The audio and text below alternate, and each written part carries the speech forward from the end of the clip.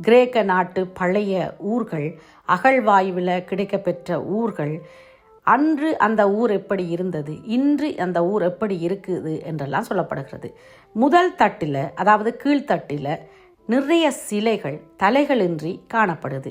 இதெல்லாம் பாரசீகர்களால் ஏற்பட்ட போரினால் அந்த தாக்கம் ஏற்பட்டதாகவும் இந்த அழிவுகள் ஏற்பட்டதாகவும் கூறப்படுகிறது.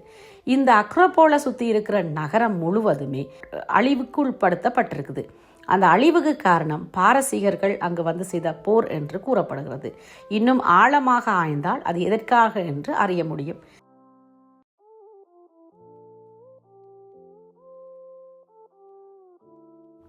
பாரசீகர் எதற்காக கிரேக்க நாட்டில் வந்து போர் செய்தார்கள் என்பது எனக்கு தெரியவில்லை.